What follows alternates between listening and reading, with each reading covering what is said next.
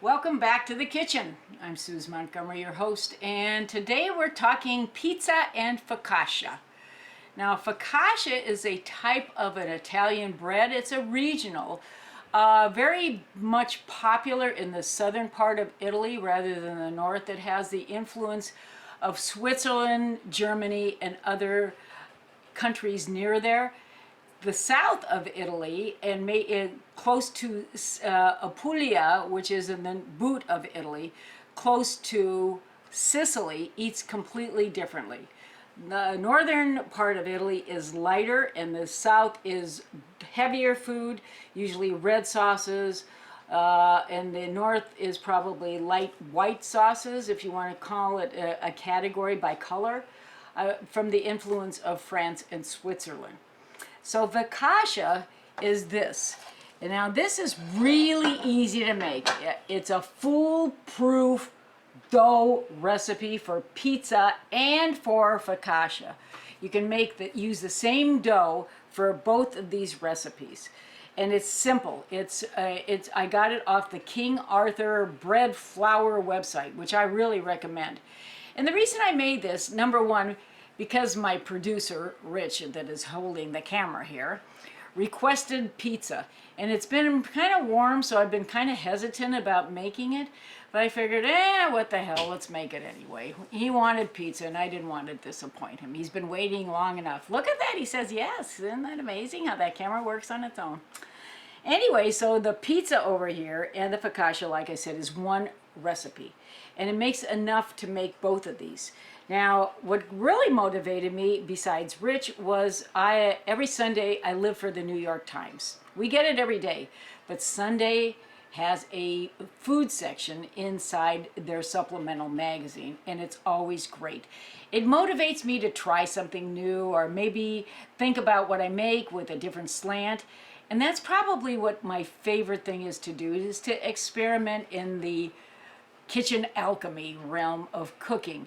And by taking a recipe, say even a meatloaf, not my favorite because I remember my mother's, it tasted more like Alpo, sidebar conversation, but meatloaf, and make it maybe with a ground veal if you can find it, or maybe a ground pork, which I use in mine, pork and beef. My mom always used ground beef, didn't use the pork. Well, the pork makes it more moist. And another trick with meatloaf is actually using bread. Now, a lot of people use breadcrumbs. I use a piece of bread that's been soaked in milk.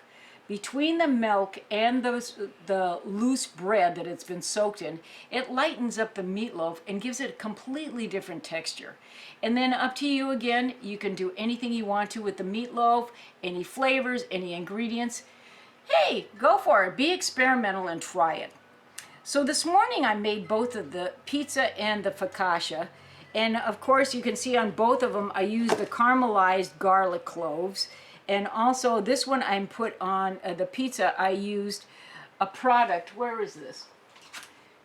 It's called burrata cheese. And what it is, it's a type of mozzarella with cream inside. So if you cut it open, it just kind of melts. And it's called not mozzarella, it's mozzarella, or if you're Italian, it's mozz. We just call it mozz. So burrata's on here. I use a fresh grated Parmigiana. You can use Romano. You can use feta. You can use any cheeses you want, and Parmesan as well. So on here is some sun-dried tomatoes. That's what you see right here. I made my own sun-dried tomatoes. Let me tell you, I don't recommend you do this. It takes forever. So I took Roma tomatoes, because Roma tomatoes, you know, kind of the elliptical size they're kind of oblong. And I scraped out all the pulp in the inside of the seeds in the membrane, cut them open, and they have very little moisture or water in them. They're the least amount of water of any tomato. And actually put them outside in the sun with a screen over them so the birds wouldn't get them. Now you got to check them occasionally because the birds may not eat them, but they might crap on them. So you got to make sure that they don't do that. Keeps the flies off too, unless you want flies on your tomatoes. So the sun-dried tomatoes, I dried them out, reconstituted them, back in a jar that I had, a big jar, you know, I save all my jars, with olive oil and a couple of garlic cloves and maybe a sprig of basil. And these are fresh sun-dried tomatoes. Also on here are pine nuts. Pine nuts come from China now. They don't come from America. That's another thing. They've gone up to about 28 bucks a pound, and it's pretty expensive. We used them in our pizza video. So if you saw the pizza video, you know what I mean about pine nuts. I like the earthy taste to them. And if you toast them a little bit ahead of time in a dry skillet with no fat at the bottom, they won't burn, but they'll get that toasty flavor that really is unique. Let's see what else. I put on mushrooms and onion confit, and also the garlic confit, which are the garlic cloves that are soaked in olive oil. Move over to the focaccia. More garlic confit, and it's the bread dough itself. When you go to make a pizza in you can make it in a pizza pan that I have like up on my wall here. Well, nice idea. It's a great idea. I got the pizza pan for my 12, what was I? I was 12 or 14 for my confirmation. Everybody in the family got that, and the Italian horn around the neck. God knows why. Used to stab me in the middle of the night. But anyway, we got the pizza pans. I decided to start making pizza in a black cast iron skillet. Easier to clean, and besides, my husband wouldn't complain as much trying to get the goo off the bottom of the pan. So since he does dishes in our house, I don't do dishes, I decided to start making it in cast iron. It cooks better. It cooks more evenly. Now, if you look straight ahead, up above me, Rich, you can see all the pots and the pans that I have hanging in my kitchen. These are really good stainless steel copper core pans. I think they're all clad. They're expensive. I think they're up there for looks. I rarely ever use them. I mean, there's just, I don't know, it's just too much of a pain in the butt cleaning them. Back to cast iron, holds the heat better. You get a little bit of the iron residue in your food, which is good. You need more iron in your body, especially if you have any alcohol. So do a cast iron. Now here's the trick. Get close to this one. Underneath both of these they're not sticking to the pan. Why? Because if you can see the bottom of this focaccia, it looks a little bit of maybe like a sawdust. That is cornmeal. So before you put the dough in the pan, oil your pan with olive oil, and then sprinkle it with grated or just a fine dusting of cornmeal.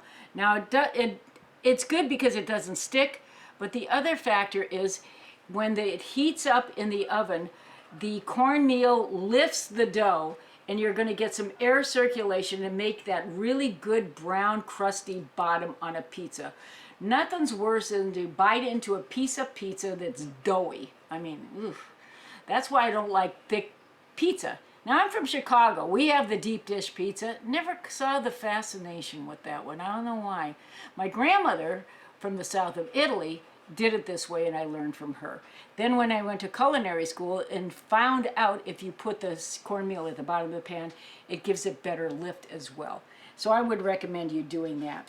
So since when I made this morning, and you can make these your own, and like I said, this was in also an article in the New York Times food section, that inspired me, besides Rich begging for a pizza, that I should make one of these pizzas for him and for you. So I made it this morning, and before he got here, I'm looking at this and I'm going, looks kind of dull. Now, you eat with your eyes. There is documentation and real scientific proof that people like to eat shiny food. I mean, I like shiny food. I mean, there's something about the shiny ball in the middle of the room, political sides right here. Of course, everybody's looking at that shiny ball in the middle of the room, and you know what I'm talking about. It fascinates you. Why is that happening? What's going on there? You want to eat something that is attractive. You eat with your eyes. So that got me thinking. I'm going, well, that pizza's kind of dull. What can we do to make it look better? I could put more olive oil on it, but I don't want it greasy. And I remembered in the back of my cupboard, my baking cupboard, I've got a cupboard just for baking, I had this. Now, I haven't used it in a while, but we're going to try this, and it's going to be, I'm going to show you how it works, or it doesn't work. It's called Quick Shine.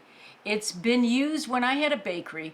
We use Quick Shine to give a shine to the bread after we baked it before we delivered it. It made it look fresh. So I thought to myself, maybe I can find that quick shine crap that I got. I think I got it off of King Arthur or whoever it was, their website. And let's see if it works. And I mean, if this works, it's going to save you. It's going to save me. And it's not going to look so bad. So let's give it a quick shake and kind of go over the top of it and let it sink in for a minute. Oh, it works! Well, once it absorbs in there, it will. Right now it's a little whitish, but I think maybe I'm not using it correctly. Maybe I should have tried this before I did this for the show, right? Oh well, best laid plans.